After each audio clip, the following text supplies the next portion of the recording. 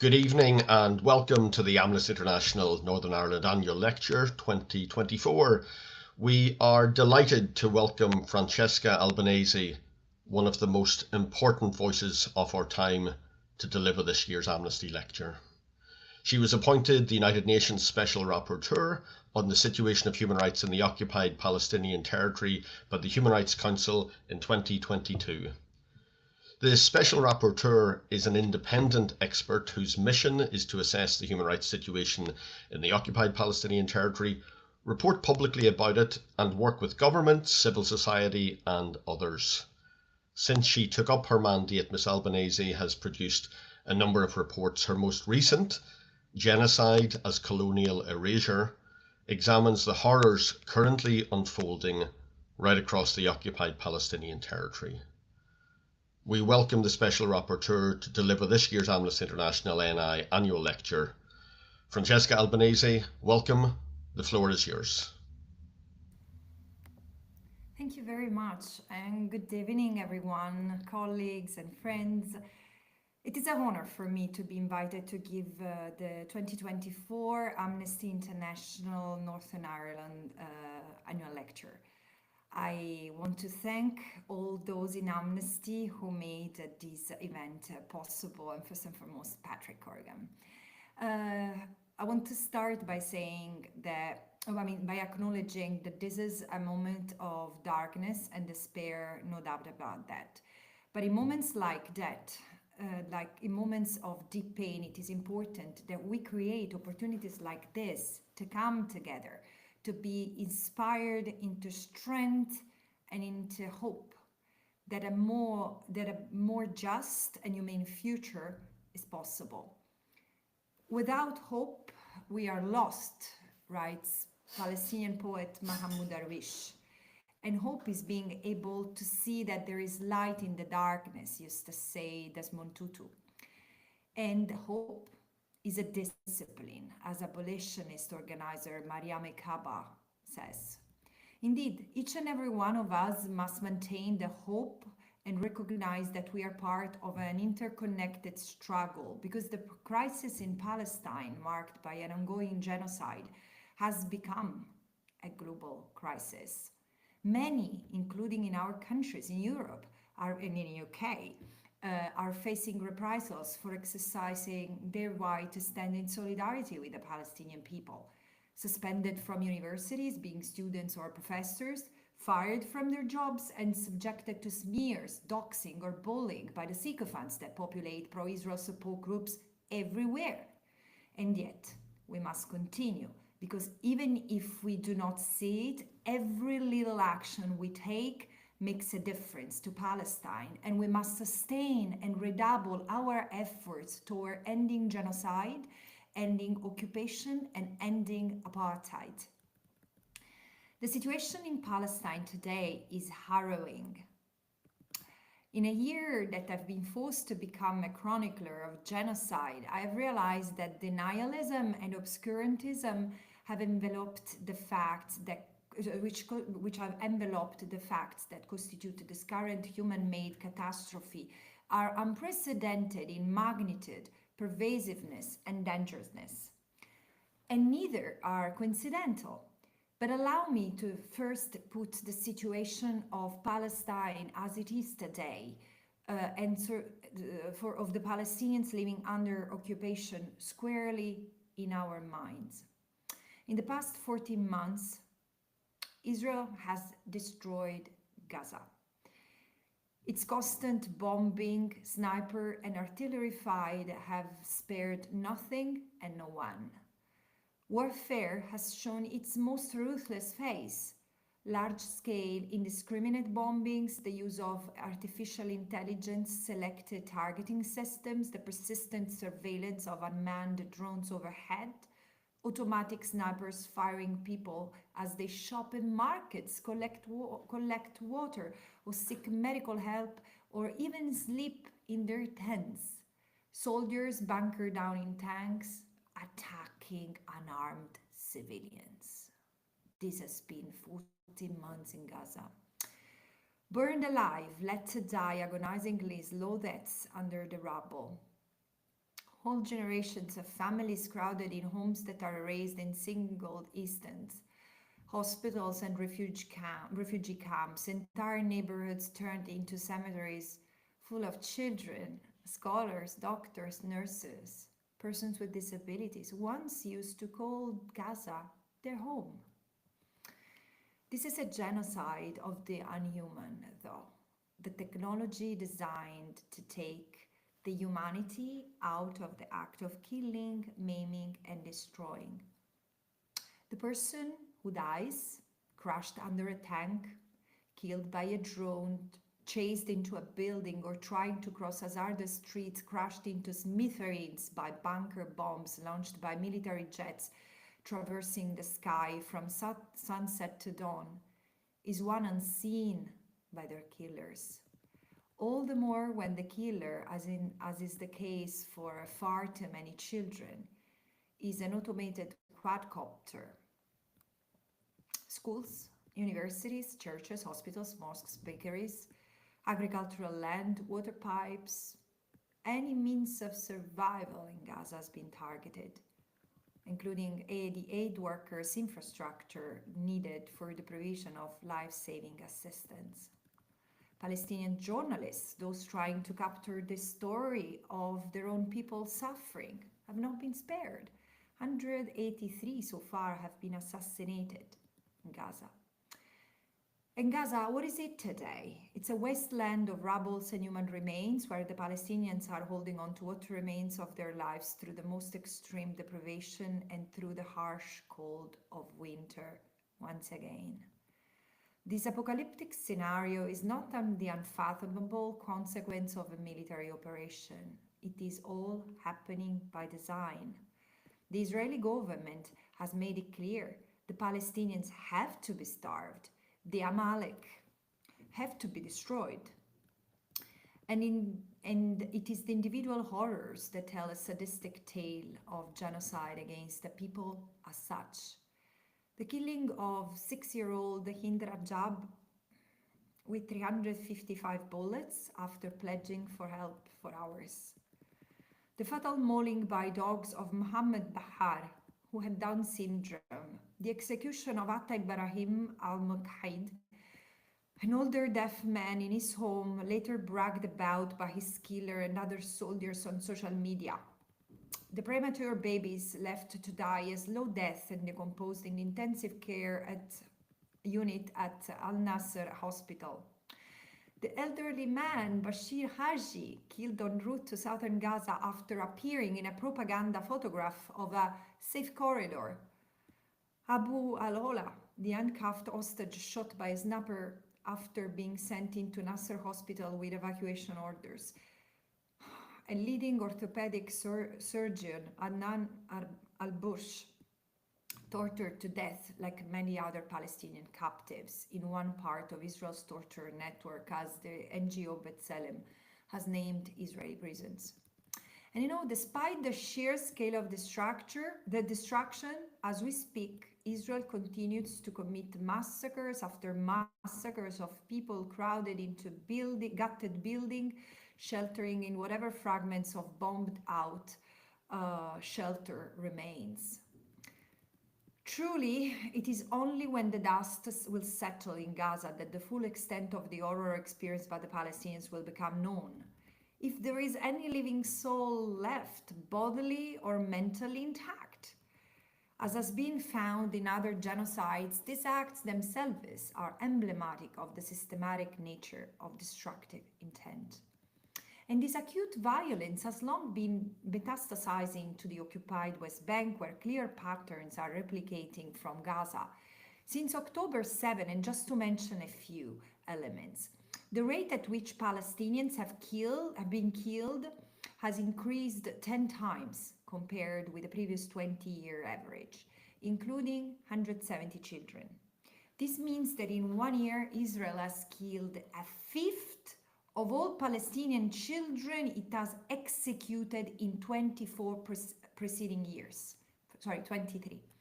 In the West Bank as well, ordinary Palestinians, academics, human rights defenders, doctors, nurses, children have been swept up arbitrarily incarcerated in a campaign of mass arrest, now facing deprivation and torture in squalid conditions without charge or trial.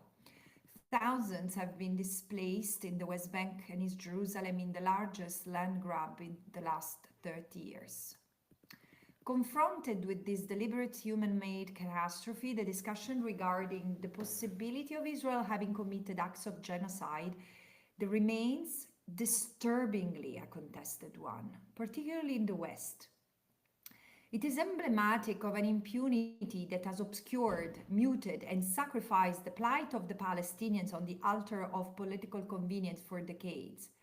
But it is one none of us, not least the Palestinians, can afford to let fester any longer. This is why, in March this year, when I presented my fourth report to the Human Rights Council titled Anatomy of a Genocide, I concluded that there were reasonable grounds to believe that Israel had committed at least 3 acts of genocide, killing members of the group, causing serious bodily or mental harm to members of the group, and deliberately inflicting on the group conditions of life calculated to bring about its physical destruction in whole or in part. And I was not the only one denouncing it, because already by end of November 2023, 34 independent UN experts, including myself, had raised the alarm of genocide on no less than 3 occasions. By January, the International Court of Justice had identified a plausible risk of irreparable harm to Palestinian rights under the Genocide Convention and indicated measures to stop it. Alongside this, hundreds of legal experts and scholars, including genocide scholars, and 3 of the most renowned Israeli Holocaust and genocide scholars, Professor Raz Sigal, Professor Amos Goldberg, and Professor Omar Bartov, have concluded that Israel is committing genocide in Gaza. And still, after 14 months into this eminently avoidable tragedy, there still remained resistance to understanding this as a genocide. While there is recognition, or at least plausible genocide, while there is recognition that Israel might have committed war crimes or crimes against humanity at best, genocide remains a prohibited term, unfixable to Israel. And I insist that we must call a spade. And this is a genocide that warrants being called for what it is. And not because genocide is a more serious and like at the top of the hierarchy of international crimes. It's simply a different crime than war crimes and crimes against humanity. And to misname things, as Albert Camus judged, it is to add to the misfortune of the world. While war crimes and crimes against humanity is what Palestinians have endured for decades under Israeli rule and occupation, missing that this constitutes genocide leaves the totality of Israeli destructive conduct obscured and muted. The genocidal intent, namely the intent to destroy the Palestinians as such, remains camouflaged behind the distortion of international humanitarian law jargon, like human shields, evacuation orders, safe zones, collateral damage.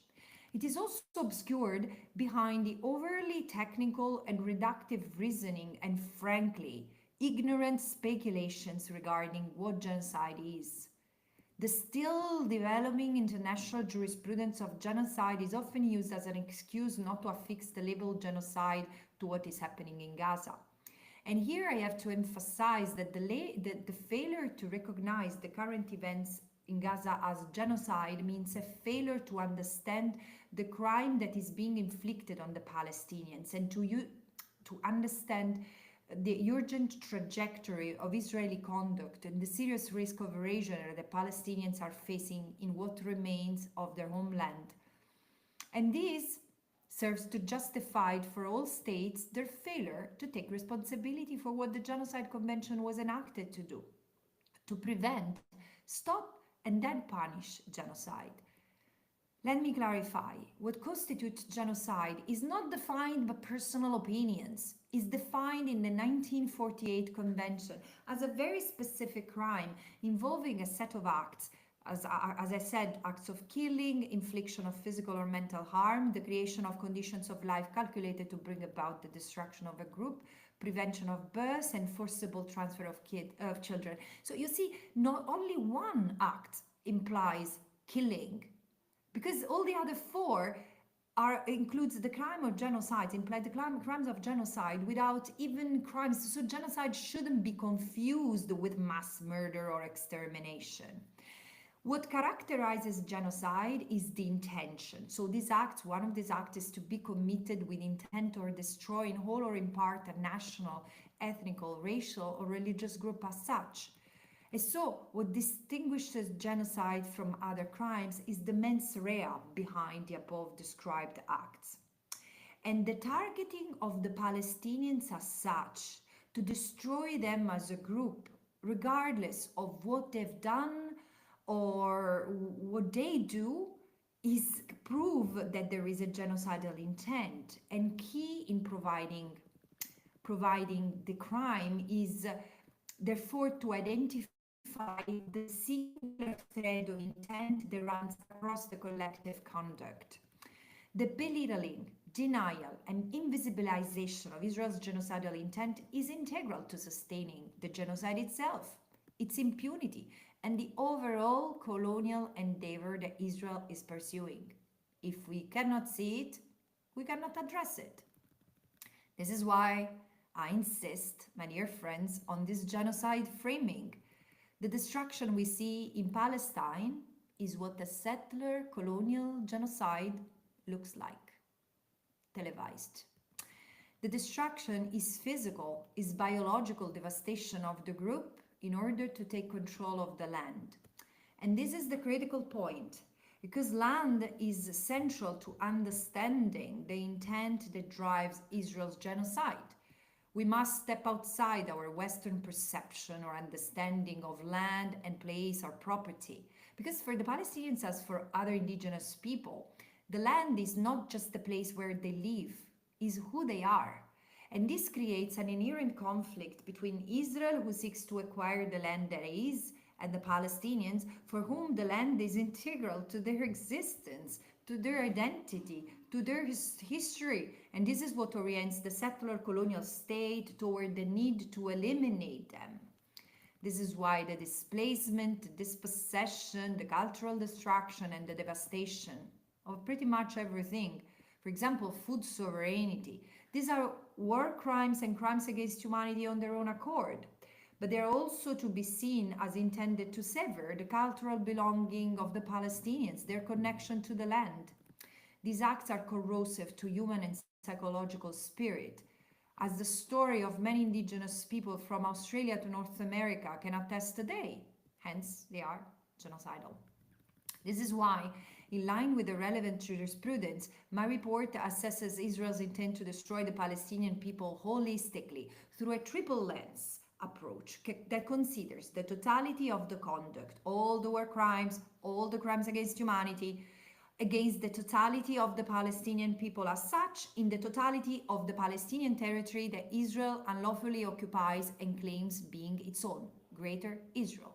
In fact, the brutal events of October 7 provided the impetus to advance toward the goal of Greater Israel, and plans were made taking advantage of the fog of war. The profound trauma suffered by the Israelis on that day and the rage they experienced is totally understandable. Yet, deepening and building on a deep-rooted hostility toward the Palestinians calls for annihilation grew. In a manner reminiscent of other genocides, the ensuing vengeful atmosphere prepared Israeli soldiers, often young people, to become willing executioners of the heinous destruction required of them. The totality of land I refer to in my reports, because this is my mandate, includes the West Bank, Jerusalem, and Gaza. The land that continues to be Israel and Israel's only by divine design, according to Israelis, many Israelis. Palestinians' legal and integral right being connected to that land, the totality of the Palestinian people as such, become marked as an unwanted encumbrance, the enemy, designated for cleansing, elimination, destruction. Who they are poses both an existential and legal threat to the State of Israel. This holistic approach reveals a picture of genocidal intent. It is clear that the 14 months confirmed the collective dimension of the crime of genocide. The institution of the State of Israel, a self-proclaimed rule of law system, the executive, the parliament, the courts, have failed to contain or redress abusive power. Instead, altogether, they have advanced the course of the current catastrophe. And while international tribunal will continue to investigate and hopefully hold individuals accountable, the responsibility of the state must be understood and assessed in its own right, and this cannot wait. And in the face of this, instead of acting in line with international law, a minority of powerful member states, rather than halting momentum, have continued to staggeringly provide military, economic, and political support to Israel as it commits atrocities. Devastating as it has been to so many, these broader actions are revealing the scale of the struggle we all face. Without a doubt, the colonial amnesia of the West has condoned Israel's settler colonial project, is creating for Israel an exceptional status that has enabled the current catastrophe. But Palestine illuminates the inextricable link between colonialism, imperialism, and capitalism. It is time for all of us to stand up and take our destiny into our hands as a global society. And we must use international law, especially in light of this year's incredible developments at the International Court of Justice and International Criminal Court, and use their pronouncements in each and every aspect of our advocacy and struggle for justice in Palestine and beyond. Those should form the basis of all our actions, strategy, advocacy, and litigation. And this is about shaping the future of humanity. We must remind the political leadership in our liberal democracies that the state is there to serve us, with minuscule letters, because we are no longer subjects of the Middle Ages beholden to their whims. They are our civil servants, not our royal family. Their foreign policy must remain grounded in principles of human rights, and most especially on the principles of self-determination, the bedrock of all human rights law. We must be attuned to the way in which principles of humanity, neutrality, independence, and impartiality can become a shield for impunity. And we cannot allow ourselves to normalize the status quo of an unlawful occupation and apartheid in our bid to achieve short-term outcomes. Humanitarianism, the default option of the international community in all occasions and seasons, must be only a temporary tool to save people from life-threatening conditions and to grant them the necessary element to enjoy basic human rights. But it cannot stand in the way of people's struggle for freedom or lead them into aid dependency. We must be uncompromising in our language and in our goal if we want to make human rights a reality for all. Liberation and decolonization struggles across history have shown how the right to exist as a people and the right to resist foreign rule and domination are interconnected. What is the right of self-determination but the right to a people to live and grow as a people within a political community of its own? Voila! Genocide is the antithesis. And as I have outlined, the Palestinians stand in the way of the settler colonial desire for the land, and this is why they are being genocided. This has marked them for destruction. The antidote is there, and is the constant and uncompromising insistence on the right of self-determination for the Palestinian people. And let me tell you, this is the essence of humanity and the humanizing discourse that we might bring forward. It is what we can never lose sight of in all our work as human rights defenders for Palestine and beyond. Thank you. Thank you. Thank you so much, Francesca, for really quite a powerful lecture, and your rallying call for action in defense of the Palestinian people. Very timely, very powerful words. I mean, you have, though, described really a devastating picture in your report and in your lecture. Apocalyptic is the word that you described, and it seems very apt. I want to start asking you a few questions, but I want to start with maybe first principles. Why do you think it has been that the international community has been willing to see Palestinians so dehumanized that their killing is apparently accepted without consequences? And maybe the flip side to that, why has Israel been allowed to enjoy years of impunity, decades of impunity, for its repeated breaches of international law? Uh, Patrick, impunity has become the habit of the international community toward Israel. In general, I think that this moment has made us realize the extent to which we do not live in a world of equals, if someone had that feeling. But now we have understood the extent to which, even this is true, even at the moment, Israel is committing genocide. Even in the year, Israel has killed 270 UN staff members, destroyed 70% of the UNRWA's infrastructure in Gaza, shelled UN peacekeepers, outlawed a UN organization. Israel or declared persona non grata so many people, from me to the Secretary General, after kicking out UN agencies and not renewing the visa of UN personnel from occupied land. Occupied land. Israel shouldn't be in the occupied Palestinian territory in the first place. Why so? Because, as historian Ras Segal has brilliantly put it, Israel lives as a state of exception. Israel was conceived as a state of exception. So there is this habit. I think that there are people in good faith that they don't even know what it means to imagine that Israel for once complies with international law. They don't know, because Israel has never complied with international law. So when it comes to Palestine or Palestinians. So why is it so? I think because of bad habits, because of political convenience, because really no one wants to break, in Europe, for example, no one wants to break ties with Israel, because otherwise they'll have to face Israel's big brother. And no one is ready to stand up for it. And we lack leadership. Because if we had an enlightened leadership in Europe, they would see that look, in the long term, the US is not the only form of imperialism. There are others that are there, and I'm not sure they would be better or worse than the US. But we have missed such an opportunity to build ties with the rest of the international community, with our neighbors, with the rest of the world, with the BRICS countries. And I'm not saying that it's a party of human rights compliant states, but this is the world we have inherited, also after 500 years of colonialism. And you, the Brits, know something about that. So I think that it's that political convenience, but it's also racism.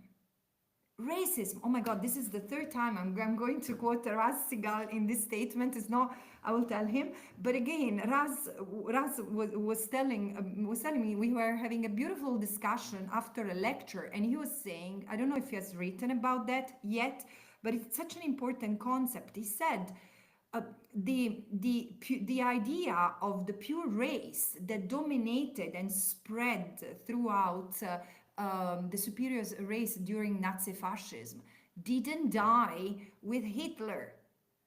It didn't die with Hitler, and in fact, it was not even conceived by Hitler. Again, this is the pure race, the dominant race, the superior white race, is what has dominated 500 years of colonialism. It's embedded in us. So this is why I think that deep down, we remain profoundly incapable of seeing the Palestinians as human beings, many of us. I mean, we don't suffer. If there is someone who doesn't suffer at the sight of Palestinian bodies being turned into smithereens, but they do suffer when I see Israelis or other white people, although Israelis are clearly not all, I mean, they do not fit the category of white people. It's politically, Israel is seen as part of the West. Well, that means that there is a racial bias, and we need to recognize this in our society and fight it back. Your report reminds international governments of their obligations under international law, including the Genocide Convention. Um, you referred in your lecture to the refusal by many Western leaders to recognize that there is a genocide proceeding and unfolding for the Palestinian people. But among the recommendations you make in your report is for a full arms embargo and for sanctions. But if we look at this from the UK perspective, despite a limited suspension, the UK Prime Minister Keir Starmer has continued to allow arms transfers to Israel, has denied that there is a genocide, and he is a human rights lawyer. He has some experience in these matters.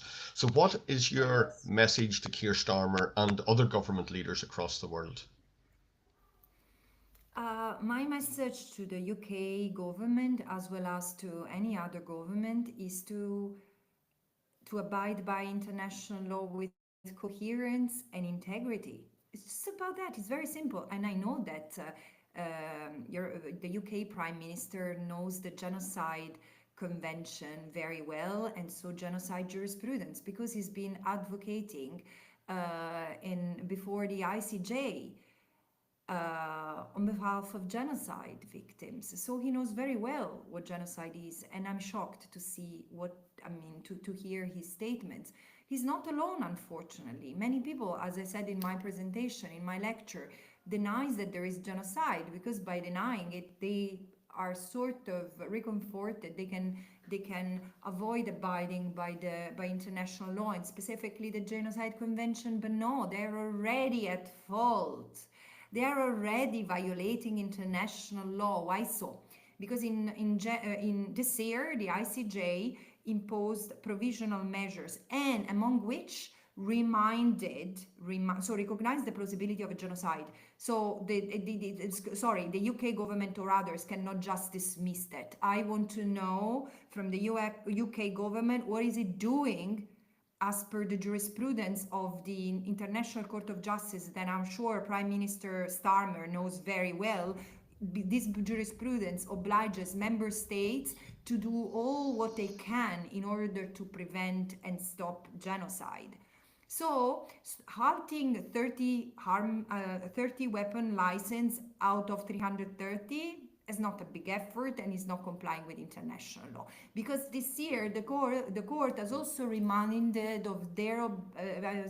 member states of their obligations to halt arm transfers. And the arms embargo means halting the purchase, the selling, and the transfer, direct or indirect transfer, of anything that can be dual use. So, in this sense, any government which doesn't comply with it is in violation of the ICJ provisional measures. But also, another critical point, Patrick, the ICJ has said that the occupation in July this year, the occupation is unlawful. It has said in all except in words that it amounts to an aggression, because it has said that it violates UN Charter and peremptory norms of international law, like the law of self-determination, and it must be dismantled totally and unconditionally as soon as possible. And the General Assembly has decided that it's as soon as possible is September 2025. It has been generous. It has given 12 months to Israel to comply, huh? And what is the UK doing to make sure that Israel withdraws its occupation? Meanwhile, it's the UK obligation not to aid and assist in any possible way, diplomatically, politically, commercially, financially, militarily, strategically, the state that is committed on wrongful acts. It is to lead to the cessation of and to reparations because of the unlawful act. These are the UK and other member states' obligations under international law. Lack of compliance might make them, their governments, responsible for violating international law. And look, they can also be held accountable as individuals if it's found that there are international crimes being committed. So they could find themselves being held before sort of future legal action for complicity, potentially for acts of genocide. I mean, Yes. that's potentially the spectre. If we follow through the logic of the International Court of Justice ruling, I mean, that's what they have to face up to, not just them, but leaders of other countries as well. Yes, and Patrick, if I can comment on that, I mean, I keep on insisting that justice starts at home. So, while it seems that international law has failed the Palestinian, I don't think that it's international law the problem. Because international law has made huge, has been significant in, I mean, particularly human rights struggles that then have been codified, have been, as I often say, strategic to bring slavery or racial segregation and apartheid or other violations of groups' rights, like the fact that women were even prevented from voting or aiming at equality. These are all struggles that have been won and then led to the codification of international law. So international law and human rights law is there to be activated and vindicated. Therefore, when I say justice starts at home, we must hold our political leaders accountable because we are not their subjects. And also, we must hold accountable our fellow citizens who might have been fighting in the Israeli occupation army, including in Gaza, and they might have committed crimes. And we need to follow also the money. Businesses from our countries, businesses registered in our countries that invest in the occupied Palestinian territory, and not only companies.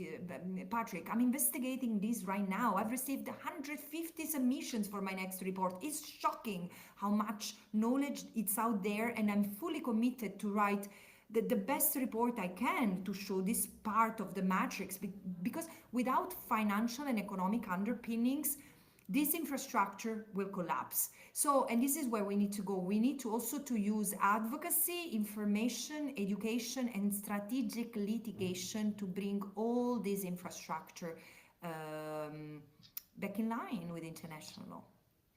I mean, while we have been very disappointed, to say the least, with our own government, we have looked to South Africa, for instance, with some admiration. Why do you think South Africa has been such a leader in holding Israel to account through the International Court of Justice, while the UK and others have rejected such approach? Is it something to do with their experience of apartheid?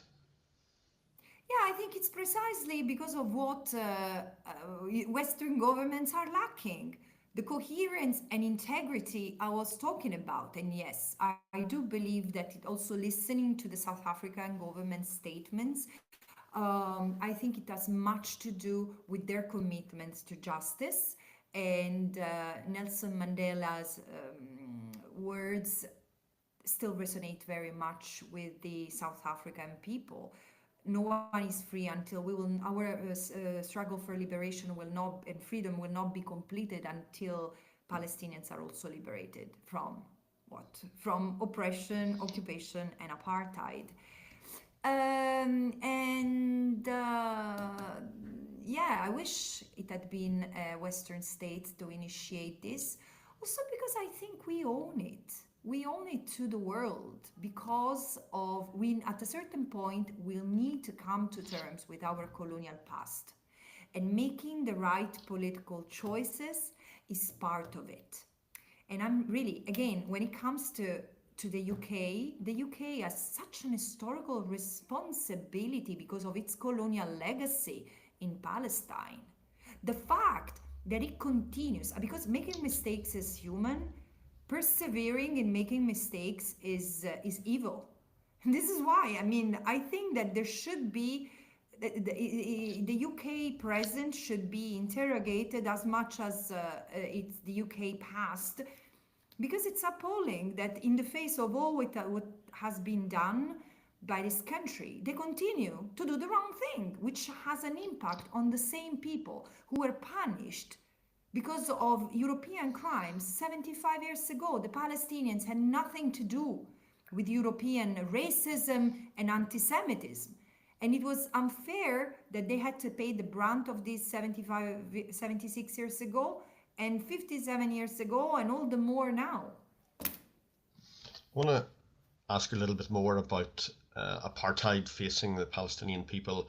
How does Israel's decades long system now of apartheid against Palestinians play a part in your charge of an ongoing genocide? Yes and no, in the sense, apartheid is a different crime than genocide. But I think and I think apartheid. Wait a second. Apartheid and genocide are common elements of. There is something in common when it comes to settler colonialism, in the sense that if you look at settler colonial history, and if you look also at the work of Raphael Lemkin, who coined the term genocide and whose reflection on the axis of genocide points to settler colonialism, the taking of the land, the taking of resources, the claiming sovereignty over a land that is inhabited and by others leads to a conflict, as I was saying. And in the conflict, the settler colonial power is led by this need to segregate, to reduce the space, and then to eliminate the natives, the indigenous presence. In this sense, it's genocidal in the broadest term of the term, but it also includes genocidal acts in the narrower meaning of the term, meaning its legal understanding, physical, biological destruction. And in fact, in Australia, in Canada, in the United States, many genocides of many indigenous peoples were committed, and still settler colonialism is not an instance of the past, because in these countries the struggle, like in New Zealand as well, I mean, the struggle of indigenous people to over the land, the little land that remains, in true spirit, in true realization of self-determination, continues. So we shouldn't think of settler colonialism as an instance of the past until and unless indigenous people are capable to fully enjoy the self-determination. And seriously, this is important. We need to understand not only our dealing with the past as colonial amnesia, but also the fact that self-determination as the right of a people to exist free as a people is critical for the enjoyment of all other rights. And I don't think that the human rights community has really absorbed this. Sorry. Oh God, Patrick, I forgot the question. I'm sorry. About See, sorry. The link between yes. The link between apartheid and genocide. So while settler colonialism is both genocidal and it embeds, not as a crime, but the concept of apartheid, so racial domination of one group over others or over another, with the intent to dominate and entails the commission of inhumane acts, you might have cases of apartheid without settler colonialism. Like I think it is the case in, there are other cases, let me not get there. But in Palestine, clearly you have apartheid as you had it in South Africa, but in South Africa it has never turned into fully genocidal according to the Genocide Convention. And so why so? I don't know, but I can tell you why it's happening in Palestine: because of the land, because Israel is taking this opportunity to massively ethnically cleanse the land that remains of historical Palestine. the International Criminal Court has recently issued arrest warrants, and there are now some wanted men. What hope do you have that these individuals will ever face justice, will ever be held accountable for their crimes? That they are held accountable for their crimes. This is my hope, and this is all of us should work for it to happen, because it's important. It's important that it's the architects of a genocide to be held accountable, and these are two among many in Israel. But we need to start somewhere. Also, I will feel relieved when I see the ICC bringing forward charges of genocide, because until then I will have the feeling that the international system is missing the forest for the trees, They need to see the colonial erasure, because this is eventually, as the case is pending before the International Court of Justice, this is the first settler colonial genocide to be litigated before an international tribunal. So there is a lot at stake here, and they need to see the overall picture. They need to read all the existing jurisprudence for what it is. This is the holistic approach that the court in other cases has suggested. And so, but I also know that the ICC works in complementarity with other court system, with national court system. So I think that we need to use the fact that there is universal jurisdiction over crimes of genocide to bring up cases.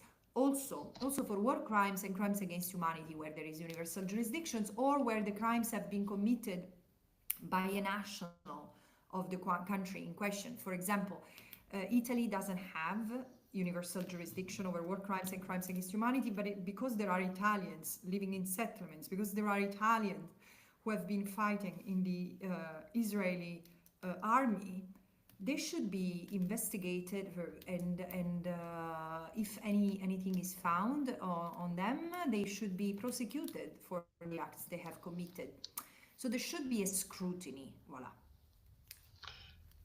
You've called in your report, and I see that you have renewed that call today, for the United Nations to deploy a protective presence to prevent further harm to the occupied Palestinian population. What do you have in mind? How would this work? Look, ideally, there should be an armed presence. And it's not outlandish. This is in line with other situations in which there was a plausible genocide ongoing. And in those cases, their presence, protective presence, like in Srebrenica or in Rwanda, the presence of the United Nations has not stopped the genocide. Why so? Because of lack of political will. So this is why we need to understand that there is a genocide. We need to understand that Israel needs to leave the occupied Palestinian territory.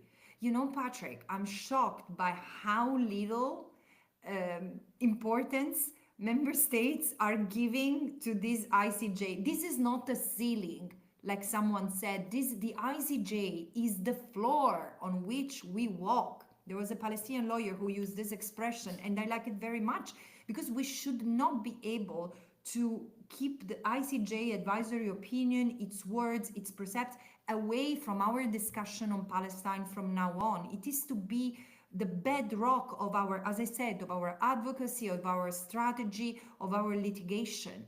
Because according to that, Israel has no right to have its boots on the ground in the occupied Palestinian territory. So this is what we need our government accountable for. And it's a win-win case, because it's going to, the government will not stand necessarily on its own will against Israel and its allies. It will be forced by their rule of law systems. The current phase of this crisis for the Palestinian people has been going on for more than a year now, and you have set forth in your report and your lecture how devastating that has been.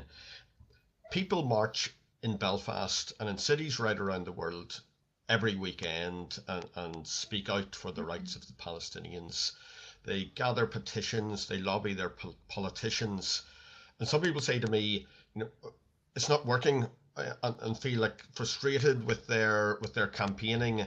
And I suppose I'm interested in, what are your reflections on that, and what do you say to people who are going on those protests and feeling that they're not getting anywhere, the suffering isn't stopping, there is no ceasefire?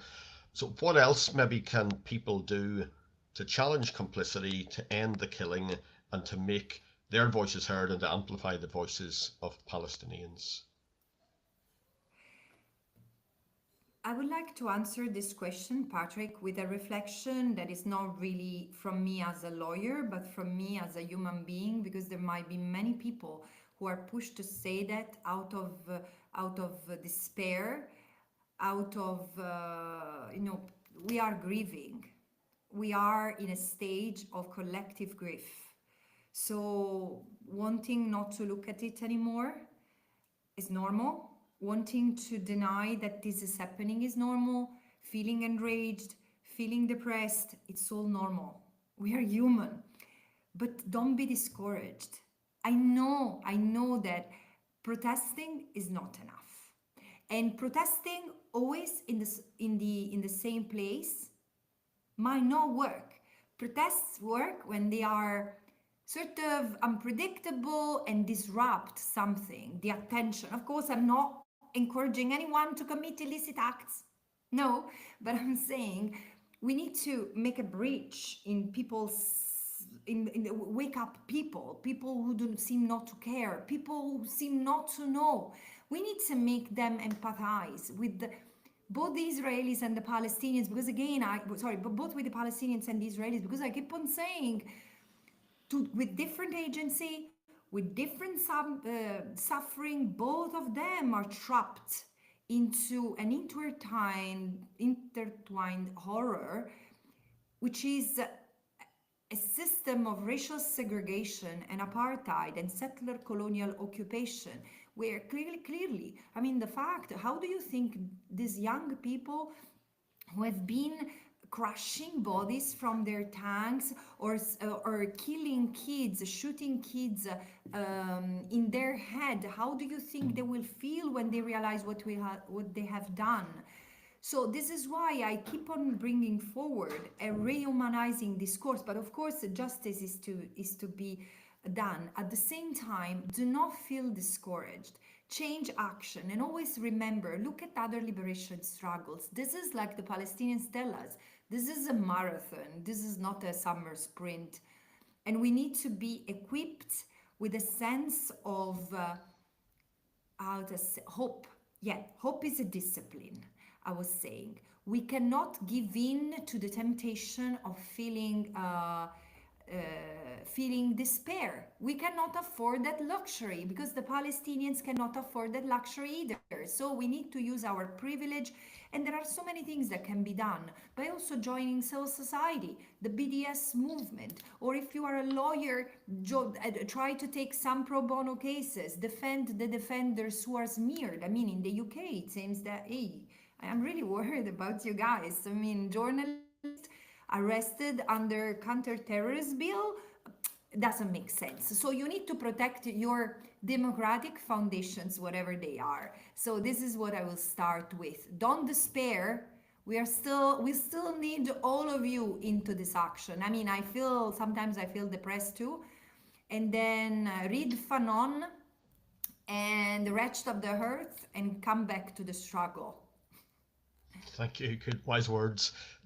You touched on this in your lecture. It does seem like the space for civil society protest is shrinking, particularly when it comes to speaking up for the rights of Palestinians. You talked about how students have been sanctioned, even arrested. Academics have been silenced, sometimes forced into almost self-silencing, self-censorship. Even UN officials have been smeared. How do we best defend the right to speak out, whether it's for Palestinians today or for others tomorrow? Yeah, my sense is speak louder, be more. You see, this is why you cannot shrink your protests. You need to defend your rights more. We need to be more. Because again, it really scares me that when I'm saying the crisis in Gaza is becoming a global crisis, the example is how Western quasi-democracies are crushing the pillars of our quasi-democracies.